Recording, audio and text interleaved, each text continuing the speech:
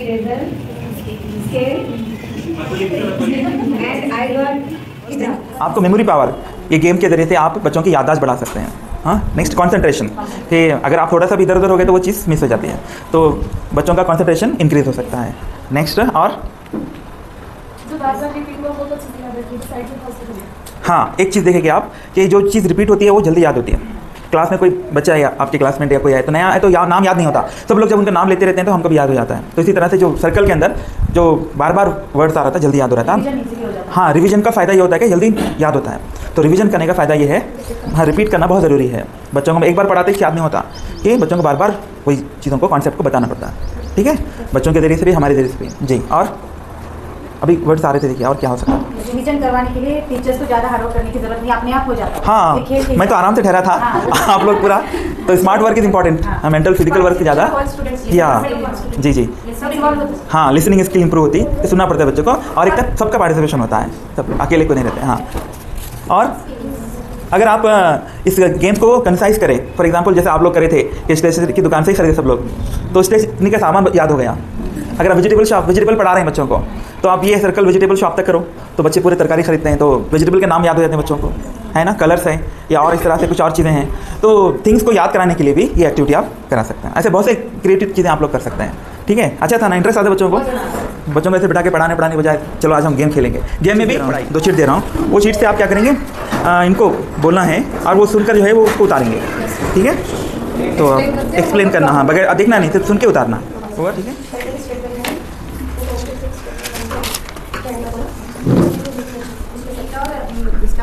जो ये रहता है पावर बढ़ जाता है। अच्छा, सोचने के पावर, इमेजिनरी पावर जो है बढ़ेगा बच्चा। अच्छा, इंस्ट्रक्शंस जाए तो प्रॉपर, हाँ, लिखा जाता है। तो इंस्ट्रक्शन कैसे देना वो हम सीखते हैं, उसको डिस्क्राइब कैसे करना, चीज़ को सही तौर पर बताना कैसा, ज़बान से हम उसकी तरह उसको कैसे पेश करना, पेशकश या कम्युनिकेशन जो है कैसा हम करते हैं वो इंपॉर्टेंट रहता है। जी, और देखिए उन्हें एग्जैक्ट तो नहीं उतारे, दोनों भी देखिए आप 100% एग्जैक्ट नहीं है, ये भी है, इसका भी फ़र्क है, इसमें भी चीज़ें हैं। सूरज मैं यहाँ उतारूँ, सूरज कहाँ है, इधर है, राइट लेफ्ट साइड है, तो ये लोग राइट साइड आ गए, है ना, डायरेक्शन। बादल है ही नहीं इसमें, तो बादल आ गए यहाँ पे, है ना, बादल क्रिएट हुए हैं। तो इससे मालूम होता है कि सिर्फ सुनने से चीज़ें क्लियर नहीं होती, जब तक कि आप किसी चीज़ को देखते नहीं हैं। और जब पढ़ा रहे होते हैं, टीचिंग हो रही होती है, तो हमारा क्या है, फिर हम बोलने का ही, हम ज़बान और कानदोई का इस्तेमाल हम करते हैं, लेकिन किसी चीज़ को आप दिखाएंगे। अब अगर आपको बोले ये देख के उतारो बोलकर बोले, तो आप गलती करते हैं क्या, 100% या 99% तो ओके वैसी होती थी हम।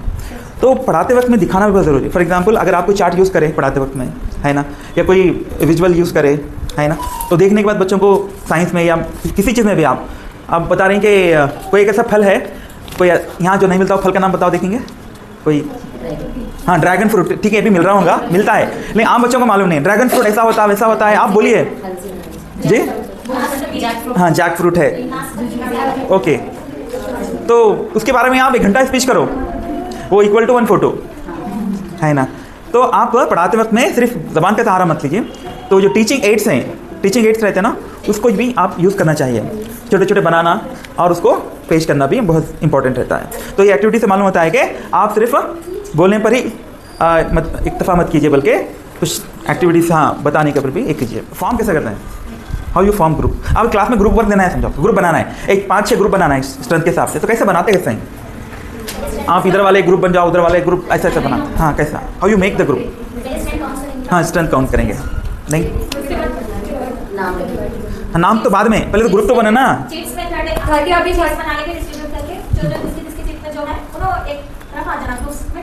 अच्छा, तो आपको चिट बनाना पड़ता है, इतने सारे 40 बच्चों के नाम लिखना, नहीं, ऐसा आइडियाज निकालने का हमारा काम कम होना, एनर्जी हमारी, क्योंकि हमको 1 घंटा ठहरना है, 40 बच्चों को संभालना है, तो जी, हाँ, 1 1 1 1 2 2 2 1 2 3 4 नहीं बोल सकते, 1 2 3 4 5 6 सिंपल, ठीक है। हाँ, अब हम क्या करेंगे, 4 ग्रुप बनाएंगे यहाँ पर, ठीक है। पूरी क्लास को तो मैं इन्वॉल्व नहीं कर सकता, 4 ग्रुप बना के छोटी सी एक्टिविटी हम कराएंगे, इसलिए मैं करा रहा हूँ कि आपको क्लास में कराने में ईजी होता है, ठीक है। ठीक, 1 2 3 4, हाँ 1 2 3 4 1 2 3 4, हाँ, इधर से 1 2 3 4, हाँ, 1 2 3। तो 1 वाले क्या कीजिए, इस तरफ आ जाइए थोड़ा, कितने लोग हैं 1 वाले, ये काम दे रहा हूँ मैं आपको, उसमें से एक लीडर बनाना। कौन लीडर बनते हैं इसमें, तो एक लीडर बोलने वाले रहना, हमको वो एक्सप्लेन करना पड़ता है। आप, हाँ, इधर एक लीडर चुन लीजिए आप, आपको टॉपिक दे रहा हूँ मैं, मेरी क्लास के हिसाब से। आप अपनी क्लास के साथ टॉपिक दीजिए बच्चों को, अलग अलग टॉपिक पे। अभी के आप क्लास को डिसिप्लिन कैसे बनाएंगे, how you make your class discipline, ठीक है। ये टॉपिक आप आपस में मशवरा कीजिए, पेपर पे लिखिए पॉइंट्स, 8 4 5 10 पॉइंट्स लिखिए या 5 पॉइंट्स लिखिए और लिखिए बैठ जी। Sir rules and regulations discuss करना है। रूल्स रेगुलेशन, आपकी क्लास, आप जो क्लास को पढ़ा रहे हैं उसको डिसिप्लिन कैसा रहना है, कैसे आप डिसिप्लिन बनाएंगे क्लास को। उसूली बातें मत दो, ऐसा रहना वैसा। आप क्या करेंगे, आपके स्टेप्स क्या हैं क्लास को डिसिप्लिन बनाने के लिए, वो पॉइंट्स लिखिए।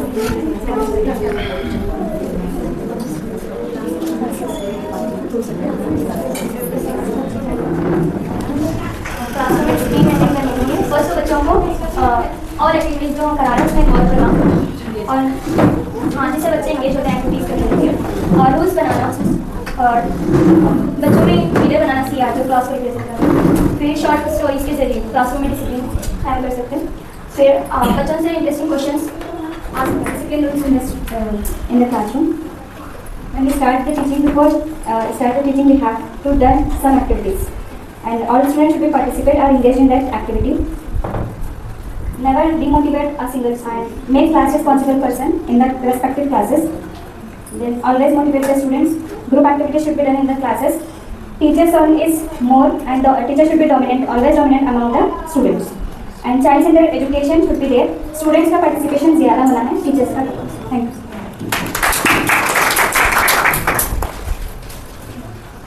क्लास में फर्स्ट जाते वार्म अप एक्टिविटीज कराना और टेलिंग शॉर्ट स्टोरीज और सिंगिंग सम सॉन्ग्स और कुछ क्लास के रूल्स बनाना नेसेसरी है, और स्टूडेंट्स को उनके अपना ओपिनियन देने के लिए हमेशा चांस देना। और लेसन स्टार्ट करने से पहले टॉपिक का नेम स्टूडेंट्स के मुँह से आना, जिसकी इंट्रोडक्शन क्वेश्चंस हमें पूछना, तो उससे फुल कंसंट्रेशन हमारी तरफ।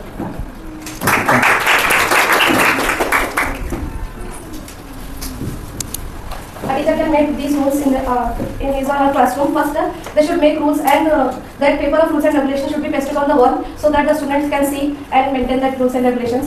Then imposing fine. If someone is breaking the rules, means we can impose fine on them. Like कोई अगर break कर रहे रूल तो आपको फाइन भरना पड़ेगा 1 रेट पे, इस तरह से 2 रेट पे, जिस तरह से वो करेंगे उस तरह से उनको पनिशमेंट भी मिलेगी। Then if one student is answering that time, other students have to maintain silence. This will be written in the rules booklet. Then we should appoint leaders in the classroom, different leaders like short break leader and homework distribution leader, like that, and to whom we are selecting as the main leader, she or he has to write out of the day on the top of the board. Okay, इस तरह group बना के अपना जो content रहता है, जो topics रहता है, उसको उनको डिवाइड कर देना कि आपको ये टॉपिक पर इतना जो सबहेडिंग है उसको पढ़िए, आप ये पढ़िए, आप ये पढ़िए, उसके पॉइंट्स बनाइए, इंपॉर्टेंट पॉइंट्स बनाइए और क्लास में बोलिए। तो बच्चे यहाँ पर खुद पढ़ेंगे, उनको उनका वो मतलब उनका नॉलेज कंस्ट्रक्ट होगा, खुद करेंगे तो उनके अंदर नॉलेज बनेगा, फिर बच्चे क्या होंगे, इन्वॉल्व होंगे, सब लोग शामिल होंगे। तो ऐसे काम बच्चों को लगाने से क्या होता है, बच्चों के अंदर एक तो इंटरेस्ट बढ़ जाता है, फिर दूसरा वो कुछ सोचते हैं जी, और क्या होता है, हाँ रिस्पॉन्सिबल होते हैं। पुरानी है लेकिन इफेक्टिव नहीं है, वो क्यों नहीं है, ज़माने के हिसाब से चलना पड़ता है। हाँ बहुत सही है। पहले के ज़माने में आपको यूट्यूब नहीं था 10 साल पहले, है ना, फेसबुक नहीं था, तमाम चीज़ें नहीं थे, समाज तब का अलग था, अब का चेंज हो गया है। तो चेंज के हिसाब से बच्चों को आज के हिसाब से पढ़ाना पड़ता है कि जस्ट आप वही टेक्निक यूज़ कर रहे तो नहीं होगा। तो क्या क्या चीज़ें हैं, innovative strategies of teaching in education, मेरे आज के टॉप का टॉपिक है कि पढ़ाने के क्या स्ट्रैटेजीज हो सकते हैं, क्या तरीके हो सकते हैं आज के एजुकेशन में। तो सबसे पहले 2 वर्ड यहाँ पर आ रहे हैं, बड़े वर्ड जिसको डिस्कस मुझे मैं करना है। एक एजुकेशन है और दूसरा टीचिंग है। What you mean by education, education क्या है, किसको बोलते हैं एजुकेशन? अपनी लैंग्वेज में बोले, ठीक है, मालूमात को देना एजुकेशन है, ठीक है। अच्छा, और नॉलेज और मालूमात में क्या फर्क है? What is the difference between information and knowledge? मालूमात है कौन सी भी चीज़ है बात हमारे अध्ययन और अनुकरण में आ जाए, उसे शिक्षण कहते हैं। जी बोले तो हमें जो ज्ञात होता है उस ज्ञान का हम जो अनुकरण करते हैं, वो समझ के, सोच समझ के, उसे शिक्षण कहते हैं। अच्छा, तो यहाँ पर जो नॉलेज है हम बता रहे हैं कि जो मालूमात को हम अप्लाई जब करते हैं, सोच समझ के जब अप्लाई करते हैं अपने लाइफ के अंदर, तो उसको हम नॉलेज कहते हैं, ठीक है। यही बात है ना मैम, अनुकरण मतलब उसको इस्तेमाल करते हैं, सोच समझ के मालूमात का इस्तेमाल करना, वो दानिशमंदी, अकल या नॉलेज है, ठीक है। नेक्स्ट पॉइंट था पर्पस ऑफ एजुकेशन। क्या है, हम एजुकेशन क्यों देना चाहते हैं बच्चों को, क्या वजह है बच्चों को पढ़ा रहे हैं, पेरेंट भेज रहे हैं, हम लोग पढ़ा रहे हैं, 8-8 घंटे पढ़ा रहे हैं, तो क्या वजह है, why to teach them, why to educate them, what are the reasons. एक तो बोलिए आगे बढ़ेंगे हम लोग, वक्त कम हुआ है।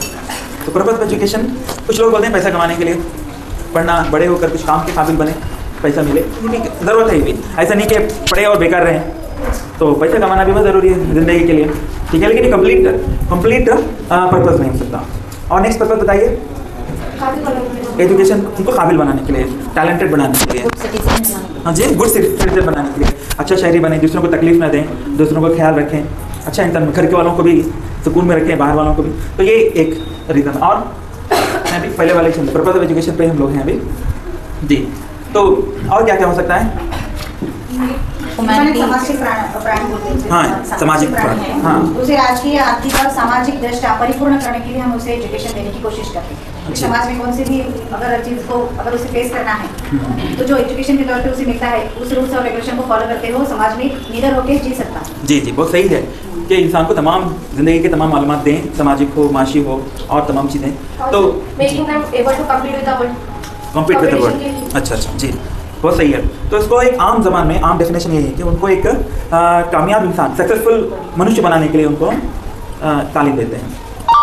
इस्लामिक अंदाज से कि दुनिया और आखिरत के अंदर कामयाब करना जो है एजुकेशन का मकसद है। दुनिया के अंदर भी रहे तो अच्छा बनकर रहे, लोगों की हेल्प करे, अपने घर वालों को माशी तौर पर मजबूत करे, तो दुनिया आखिरत में भी जो है ऐसा दुनिया में इंसान अच्छे काम करके, अच्छे कर्म करके जाए, ताकि उसको ऊपर जाने के बाद भी उसको अच्छा स्वर्ग मिले, या जो भी जो है चीज़ें उनको। अब चाइल्ड सेंटर एजुकेशन के बारे में हम लोग डिस्कस करें। पहले क्या होता था कि टीचर आते थे, बच्चे पूरे देखना, खामोश, जो बोले वो लिख लेना, जो सर बोलते हैं वो करना, पूरे लोग सर की तरफ या टीचर की तरफ ही देखना, वही सेंटर ऑफ एजुकेशन था पहले, है ना।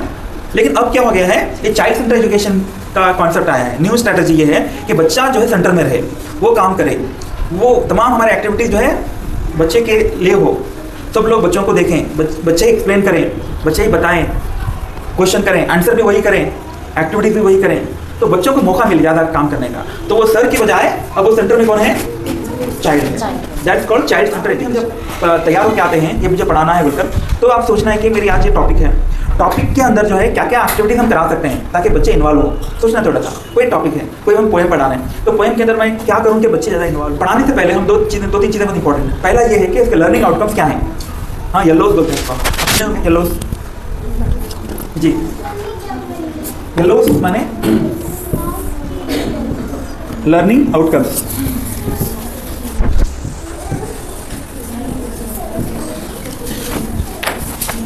हर टॉपिक के, हर सब्जेक्ट के लर्निंग आउटकम्स होते हैं, चाहे उर्दू पढ़ाओ, आप कन्नड़ा पढ़ाओ, इंग्लिश पढ़ाओ, हर टॉपिक जो सबक है आपका, लेसन है, लेसन के 4-5 से कुछ आउटकम्स होते हैं। आउटकम्स के माने क्या है कि पढ़ाने के बाद आप बच्चों के अंदर जी क्या देखना चाहते हैं, उनके अंदर क्या चेंजेस आता है बच्चों के अंदर, ठीक है।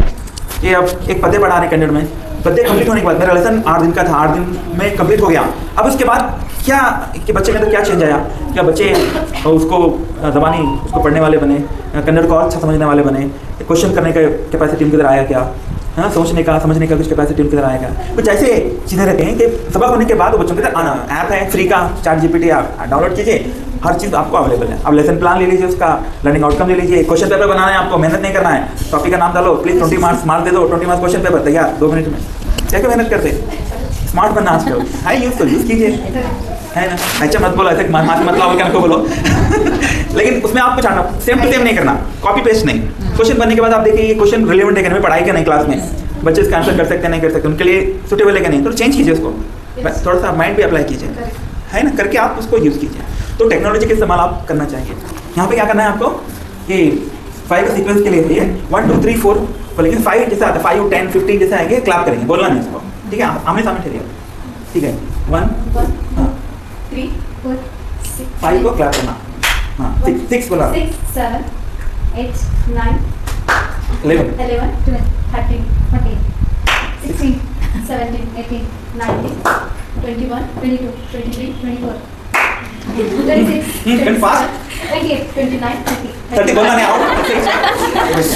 ये छोटे छोटे गेम से बच्चों को बहुत इंजॉय होता है। मैथ की क्लास में बहुत से प्रोजेक्ट क्लास लेसन के एंड में कुछ प्रोजेक्ट देता है। हम लोग प्रोजेक्ट कैसे देते हैं, अक्सर जाओ इंटरनेट से जाओ, जाके ये प्रिंट ले लो, जानवरों की फोटो लाओ, चिपकाओ, लाओ, देखो, इतना अच्छा हमारा प्रोजेक्ट। इसमें दिमाग का इस्तेमाल क्या हुआ, बच्चों का स्किल का इस्तेमाल क्या हुआ। तो ऐसा दीजिए कि बच्चे कुछ आप थोड़ा दिमाग लगाना, थोड़ी मेहनत करना, थोड़ी तलाश करना, थोड़ी कोशिश करना, मुश्किल के बाद जो है कुछ बना के लाना। ये इस तरह के प्रोजेक्ट के लिए आप 8, 9, 10 के लिए सेमिनार रख सकते हैं। देखिए सेमिनार रखना, छोटे छोटे टॉपिक दीजिए बच्चों को तैयार करने के लिए, बोले आकर बच्चे प्रेजेंट करें अपने टॉपिक को, फिर बच्चे क्वेश्चन करें, उनको आंसर भी खुद करें, आप बैठे रहें, आखिर में कुछ करेक्शन करना, कुछ बोलना। क्या क्या यूज़ करते हैं आप? तो नहीं रेडीमेड आ रही छोड़ो, पहले लोग लगाते थे लेमन वगैरह यूज़ करते थे, है ना, तो जल्दी ये हो जाती है। तो lemon is nothing but a catalyst. करके बता सकते हैं बच्चों को। नहीं तो कुछ पका रहे हैं आप, जल्दी गलना है, तो उसके लिए पपाया यूज़ करते हैं, अंदर चिपैरी यूज़ करते हैं, तो papaya is nothing but catalyst. अभी समझ में नहीं आया तो आग में इतना डेंजर हुआ था। जी जी सही है, वो भी कैटलिस्ट से काम कर सकता है। कुछ लोग रहते हैं कैटलिस्ट से काम करते रहते हैं।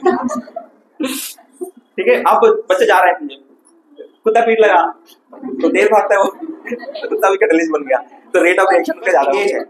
इंगेज करना है पढ़ाने से पहले, टॉपिक पे आने से पहले बच्चों को इंगेज करना है। इंगेज मतलब मुनहमी करना है, कुछ काम देना है बच्चों को, वो काम के जरिए से आहिस्ता आहिस्ता वो लेसन पे आना, ऐसा बिजी करना है, ऐसा कुछ काम देना है कि वो लेसन पे आना है। फॉर एग्जाम्पल आप कोई एक लेसन बताइए, कोई एक लेसन का नाम बोलिए आप, जिसे पढ़ाना है आपको। जी फूड एंड हेल्थ का पढ़ा रहे हैं, ठीक है, तो फूड एंड हेल्थ पढ़ाने से पहले बच्चों को आप काम दीजिए कि आप 8 दिन में या 4 दिन 2 दिन में आप कौन कौन से फूड घर में यूज किए हैं उसको लिस्ट बना के लाइए। हाँ 2 दिन में आप नाश्ते में क्या खाए, शाम में, दोपहर में, हाँ तो लिस्ट बना के लाइए। फिर फूड के अंदर कौन कौन से न्यूट्रिशन थे, कार्बोहाइड्रेट कितने थे, प्रोटीन क्या क्या थे, वो उसको लिस्ट बना के लाइए। बीज बोने से पहले खेत को तैयार करता है, बारिश क्या करता है, वो नागर मारता है, बहुत से काम करता है। तो आप भी क्लास में ऐसा कुछ काम देते हैं, बच्चे पढ़ने के लिए रेडी रहना, अरे वो क्या होने वाला, उसके लिए मुझे तैयारी करें, बल्कि बच्चे मेंटली प्रिपेयर होना, जी उसका एंगेज करना। फिर नेक्स्ट है एक्सप्लोर करना, कि जो टॉपिक होने वाला है उसके बारे में बच्चे खुद कोशिश करना, वो चीज देखना, तलाश करना, क्या है ये, कैसी है। फॉर एग्जाम्पल प्लांट पढ़ा रहे हैं तो प्लांट में बच्चे जाकर देखेंगे कितना टाइप के प्लांट्स हैं, वो चीज को बच्चे खुद तलाश करेंगे, तो उसको एक्सप्लोर कहते हैं। नेक्स्ट है एक्सप्लेन करना, यहाँ पर टीचर जो है टॉपिक पे आता है और एक्सप्लेन करता है, तो बच्चे मेंटली रेडी हुए थे और उनको पहले थोड़ा नॉलेज मिला था एक्सप्लोरेशन में, वो टॉपिक को बच्चे थोड़ा देखे थे। उसके बाद जो है टीचर जब समझाता है तो बच्चों को समझ में आता है, तो एक्सप्लोरेशन में क्या होता है, थोड़ा नॉलेज बच्चों को मिल जाता है उसके बारे में, और टीचर जो है उसको और अच्छी तरह समझा देता है, कंटेंट क्लियर करता है। उसके बाद है एलाबोरेशन में क्या होता है, जो टॉपिक है किताब के अंदर का उसको और एक्सपैंड करते हैं बच्चे, एग्जाम्पल्स दे सकते हैं, रियल लाइफ में ला सकते हैं, और क्या क्या है, और कौन से बुक्स हैं इसके बारे में, यहाँ है, देखो ये बुक्स हैं, ये लोग हैं, ये यहाँ काम चलता है। अब लिटरेचर पढ़ा रहे हैं तो रघुनाथ टैगोर कौन थे, इनके बारे में गीतांजलि किताब थी उनकी, तो पढ़ सकते हैं, वो बंगाल में वहाँ एक काम करते हैं। ऐसे एग्जाम्पल से बच्चों को क्या करेंगे, नॉलेज को अपने रियल लाइफ में लाएंगे, उसको और बढ़ाएंगे। एवल्युएशन में क्या होता है, चेक करना होता है कि बच्चे कितना समझे इसको। एवल्युएशन की तरह का टेस्ट ही नहीं होता, बल्कि बच्चों से कुछ एक्टिविटी कराई है, देखिए बच्चे कितना समझे, डिस्कशन आपस में करा रहे हैं, ग्रुप डिस्कशन के तौर पर हर कोई पार्टिसिपेट कितना समझा है, वो टीचर को चेक करना होता है। उससे मालूम होता है कि मेरी क्लास कैसी हुई, क्या मुझे और ऐड करना था या इतना काफी है। तो ये एवल्युएशन 5 हमारे होना। रिमेडियल एक वर्ड है, जो ये बहुत इंपॉर्टेंट वर्ड है रिमेडियल का, कि बच्चे हमारे क्लास में कुछ कमजोर बच्चे भी होते हैं, सब एक लेवल का नहीं होता, तो आपको चेक करना होता है कि कुछ बच्चे छूट ना जाए पीछे, कोई कमजोर, उनको पढ़ने ही नहीं आ रहा, इंग्लिश मीडियम में शौक था शरीक करे, इंग्लिश पढ़ने नहीं आ रहा, लिखने भी नहीं आ रहा, तो क्या करना, उनको आप जो स्पीड से जा रहे हैं तो उनको समझ में नहीं आते रहता, तो उनको अलग से आप थोड़ा सा टाइम दीजिए या अलग से टीचर को रखिए, ताकि बच्चों को बेसिक तो कम से कम आना चाहिए। हर क्लास में एक जी है क्या, बहुत बात है, कंटिन्यू 2 घंटे से मुझे बर्दाश्त के 3 घंटे से मुझे बर्दाश्त कर रहे हैं आपका, समाप्त करूँगा। थैंक्स।